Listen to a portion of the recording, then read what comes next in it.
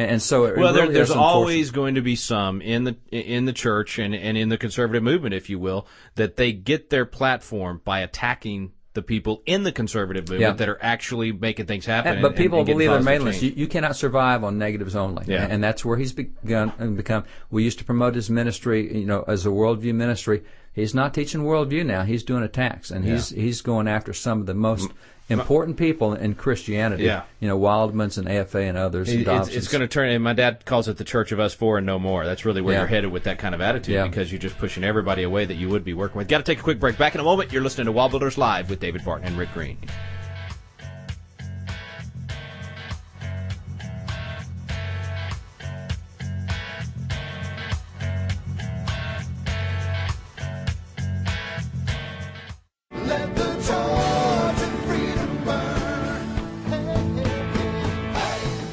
Hey, friends, a lot of you had a chance to follow the Restoring Courage rally in Israel with David and Glenn Beck and others by watching it on television. One part you did not get to see was Glenn and David speaking at High Point Church in Arlington, Texas. Powerful message that Glenn Beck gave there, and we're going to share that message with you this week, so don't miss Wall Builders Live tomorrow. You get the first part of that message. Of course, all of the week's programs are available on our website at wallbuilderslive.com, but be sure and join us tomorrow for Glenn Beck speaking at High Point Church in Arlington, Texas.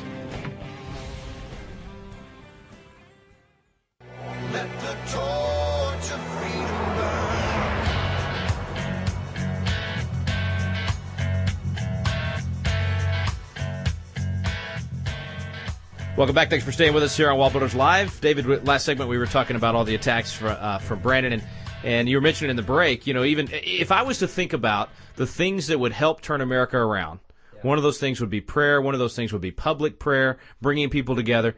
30,000 people show up in Houston to pray. Governor Perry's there, all these, you're there, all these people. And Brandon attacks that. He attacks that and goes after that. Because there might have been some of the people there that he doesn't agree with on every single thing. But they were all within what is still considered the mainstream of Christianity. It's just not what he considers the mainstream of Christianity. Right. So it was made up of Christian leaders from all over. There were charismatics, there were evangelicals, there were Baptists, there were Catholics, there were black, white, Hispanics, and he didn't agree with all of those, and therefore it's an evil event. And one of the things that he threw out a lot was this dominionism thing. I don't even know what all these terms mean. Apostolic Reformation. He is so big in titles now. New Apostolic Reformation, Dominionism. Hey, explain Dominionism. I couldn't even explain it to you if I tried. But I know there's a great article we're going to post today on our website by our buddy David French, who said, I think the title is something like "I'm a Dominionist and didn't know it" or something like that. Anyway, most of our listeners are going to find out that. You know what a Dominionist is? I guess it's anybody that wants to influence the culture. It is, because in the Presbyterian and the Reformed theme, where you have the Reformed theology, they believe in what's called the cultural mandate. D. James Kennedy and other people said, hey, you need to go out and be salt and light and influence the culture. You need to get involved in everything. Oh, that's trying to take dominion over the culture. Put that label on me, baby. Absolutely. That's where I am. Yeah. So he throws that label around. He's a dominionist. Well, I don't know what that is, but I don't want to be one. Right. Yeah, I do too. And, and bless his heart, he used to think the founding fathers are Christians. He's moved off of that. He used to think so many things that he's moved off of. And if I'm not a Reconstructionist because I don't have the right thing. I keep getting accused of that. A Reconstructionist has to be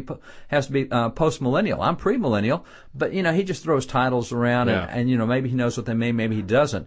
But he has certainly changed his beliefs in the last couple of years. Well, and it's created a lot of confusion and dissension within the movement, and so it's not a good thing. I can't tell you. We helped him build his mailing list. Now he's using to beat us up. And we're getting all these emails from people say, "Barton, do you really believe this?" Yeah, I do believe that you should be involved in every aspect of the culture. Absolutely. I think we ought to be involved in business. I think we ought to be involved in media and education. The earth is the Lord's and the fullness thereof. Thank you very much. And, so this article by David French is, I'm a dominionist, didn't even know it. We'll have a link today, folks, and we'll try to get David on soon to talk about it. And we're also going to have a link to 2 articles that I did that I posted on Facebook that deal with judging a tree by its fruits, not by its labels.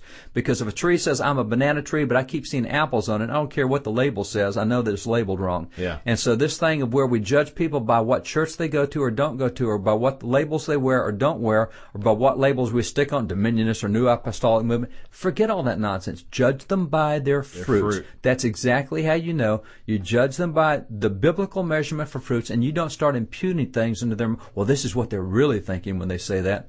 No. Just take it at its face value, and that's the way you do that. Well, almost out of time today, Dave. We got one more clip we were going to play. This from is really cool because Sunday. I have watched Glenn Beck on many times kneel and pray, and I've seen the Lord speak to him, and he'll change his course and heartbeat. He was recently with Billy Graham, and he was telling Billy, I feel like the Lord's showing me some stuff that's going to be really tough for me to do. And Billy said, well, how do you know when God's speaking to you? Listen to this. I sat with Billy Graham about 8 months ago. And I was supposed to meet with him in an hour, and I think we spent about 6.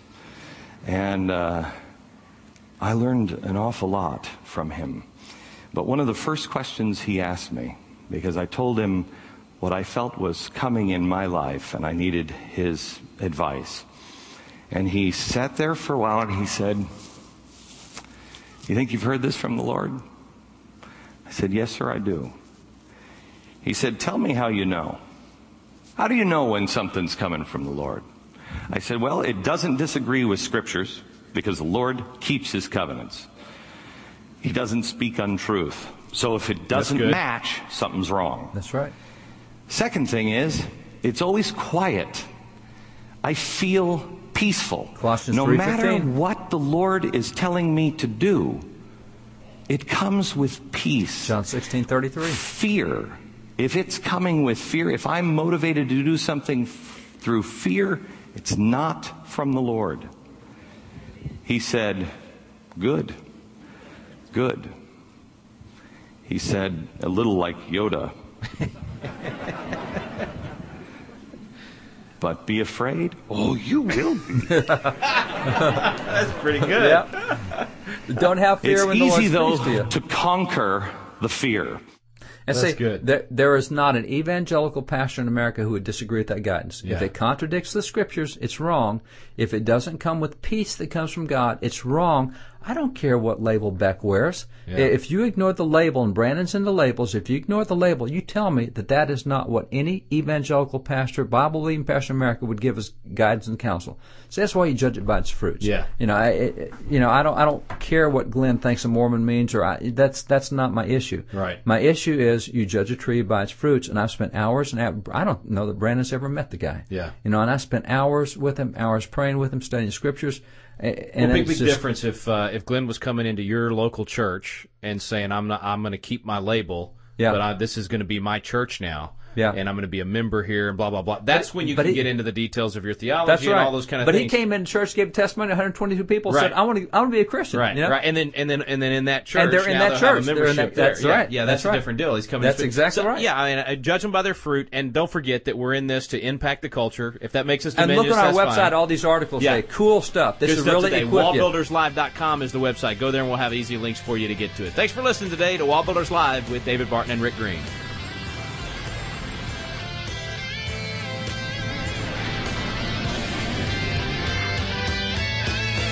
Stand undivided.